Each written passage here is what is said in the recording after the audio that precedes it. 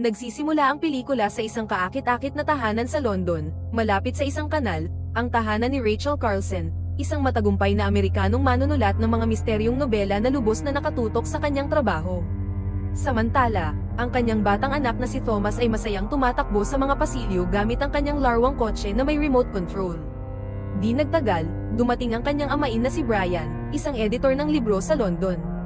Hindi tulad ng kanyang asawa, hindi pa niya napapapayag ang anumang publisher na ilimbag ang kanyang mga akda. Habang sinusundan ang kanyang maliit na kotse, biglang pumasok si Thomas sa opisina ng kanyang ina at nagbantang magsisinungaling kung hindi ito lalabas upang makipaglaro sa kanya sa labas. Dahil malapit nang matapos ni Rachel ang kanyang isinusulat, hiniling niya sa anak na bigyan siya ng 5 minuto pa. Habang naghihintay, naglaro si Thomas gamit ang mga magnetic na letres sa refrigerator. Gayunpaman, mas tumagal pa ang kanyang ina kaysa sa napag-usapan nila dahil abala ito sa pagpapalubag loob sa kanyang asawa, na nagrereklamo na siya ay isang mahusay na manunulat na hindi kinikilala ng mundo, dahil lamang sa siya ang asawa ng isang tanyag na manunulat tulad ni Stephen King. Nang matagalan si Rachel, lumabas si Thomas upang maglaro ng walang pahintulot. Sinamantala niya ang bukas na tarangkahan at inilubog ang kanyang larwang action figure sa tubig ng kanal, tila may kakaibang pagkahumaling sa tubig. Matapos maghanda ng hapunan, lumabas si Rachel upang hanapin ang anak ngunit ang tanging natagpuan niya ay ang larwang action figure nito, palutang-lutang sa tubig.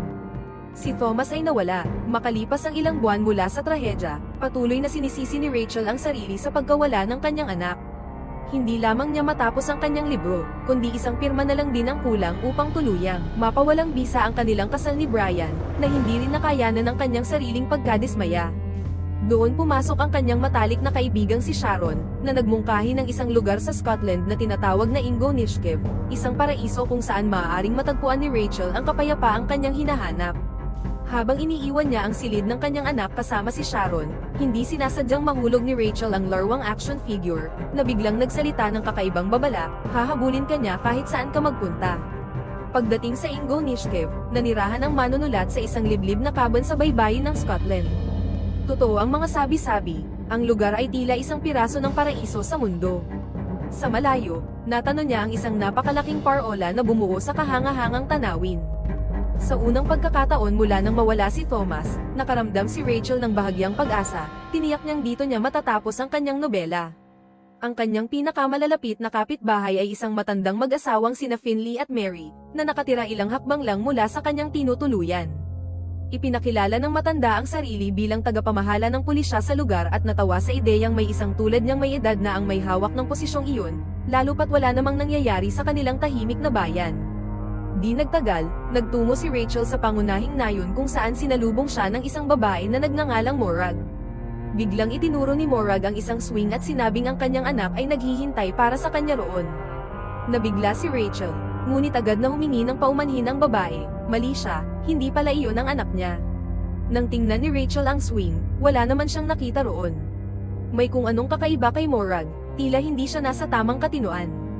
Pagbalik sa kanyang cabin, sinubukan ni Rachel na ipagpatuloy ang kanyang nobela, ngunit patuloy siyang ginugulo ng multo ng kanyang anak. Sa bawat sulok ng silid, tila sumisilip si Thomas, pinapaalalahanan siyang nangako itong lalabas silang maglaro, upang makahanap ng katahimikan.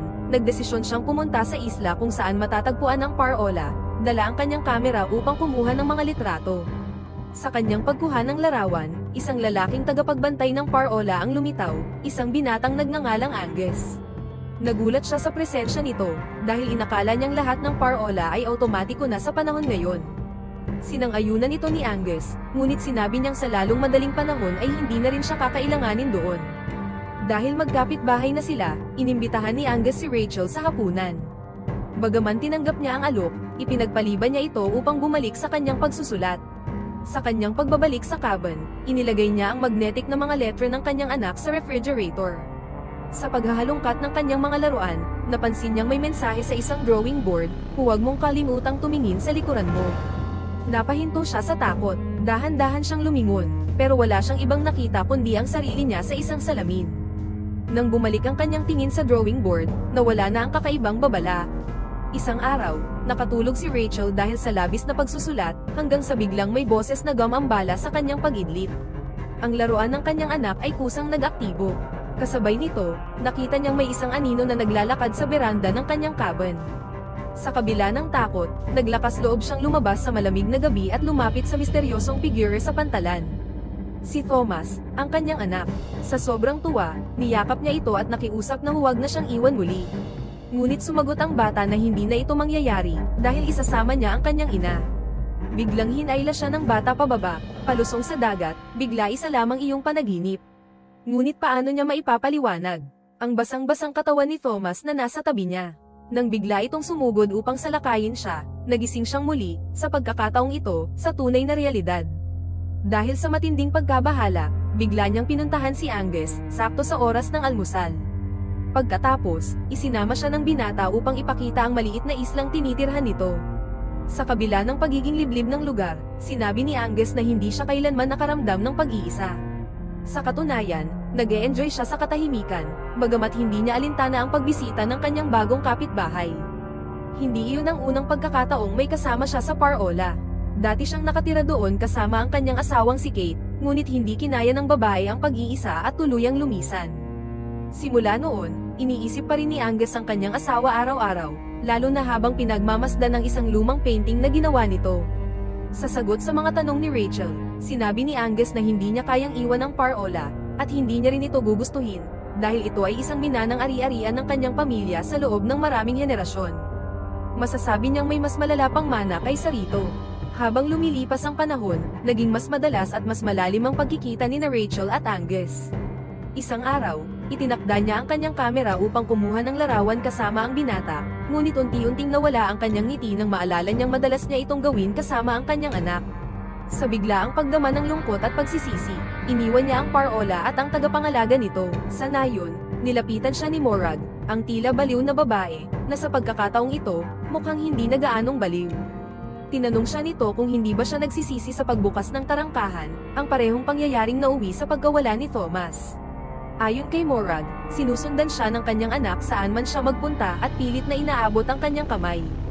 Sa matinding pagkagulat ni Rachel, lumapit si Finley at sinabing huwag niya itong pakinggan. Tinawag niyang si Morag ay isang di umano'y manghuhula na mas maraming kasinungalingan kaysa katotohanan. Pagbalik sa kanyang cabin, binuksan ni Rachel ang refrigerator upang kumuha ng bote. Nang isara niya ito, natuklasan niyang bumuo ang mga magnetic na letra ng isang mensahe, nandito si Thomas.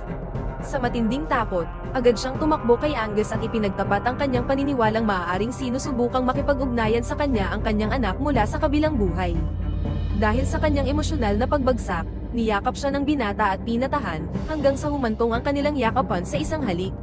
Matapos ang isang romantikong gabi kasama ang tagapangalaga ng Parola, iniregalo nito kay Rachel ang isang maliit na bangkang kahoy, na ayon sa kanya ay maaaring magbigay inspirasyon upang matapos ang kanyang nobela.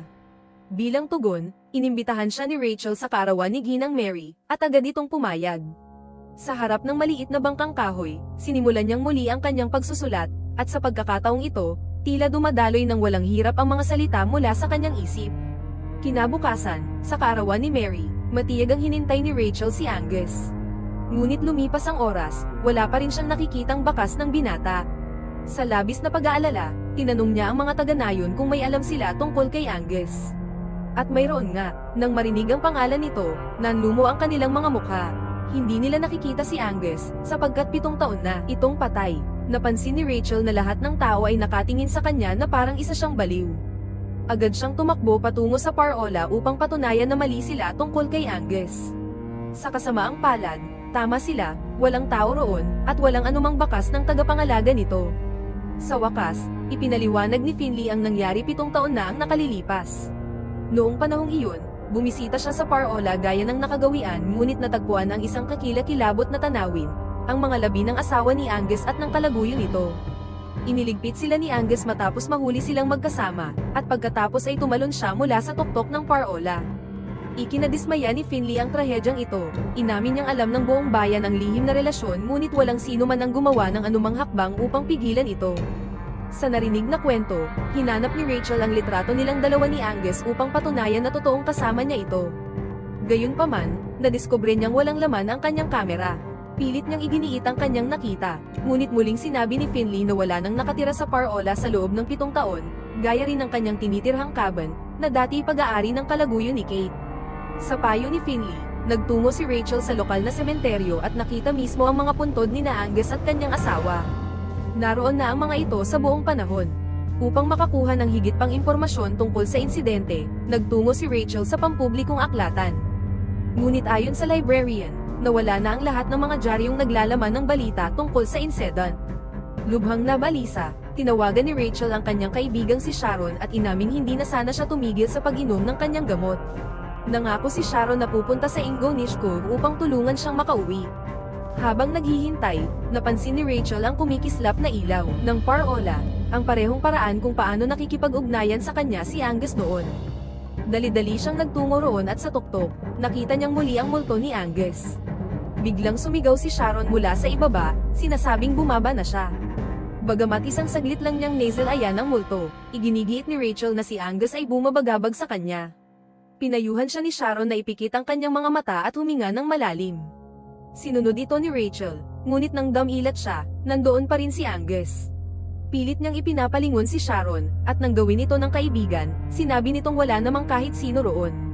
Sa isang iglap, sinaktan ng multo si Sharon sa likod.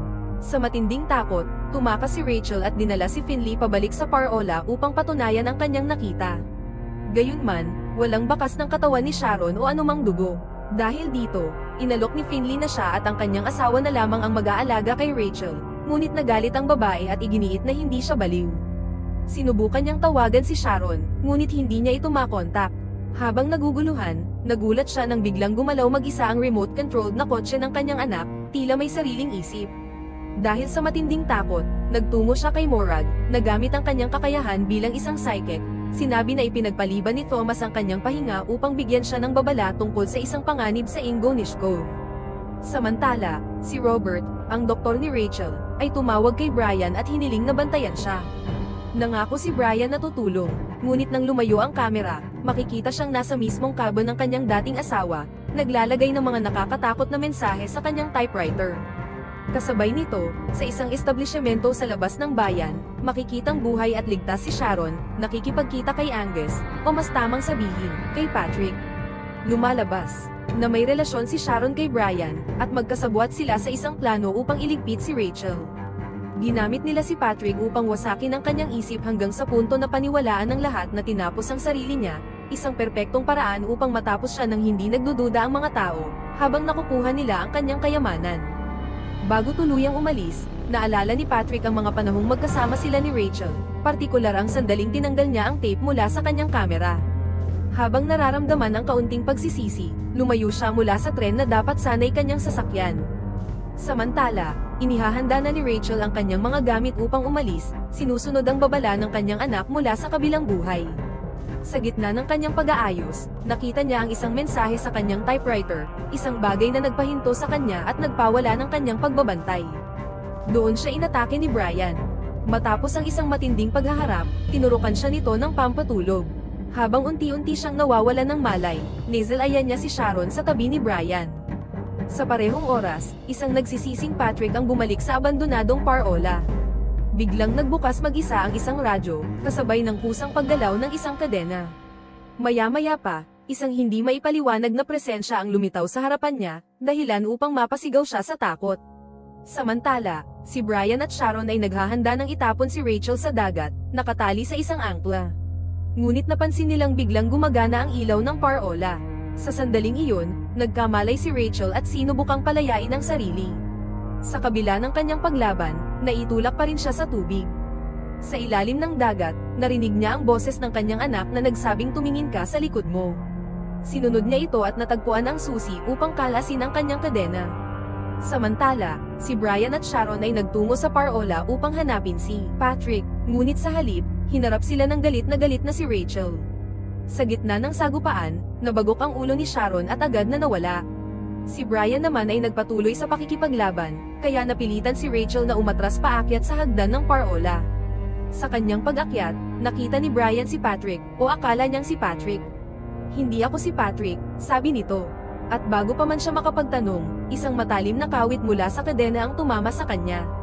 Sa tuktok ng Parola, nagpakita si Patrick kay Rachel at sinabing tunay ang naging ugnayan nila. Pagkatapos, tulad ni Angus 7 taon na ang nakalilipas, tumalon siya sa kawalan, tila inangkin ng espiritu ni Angus.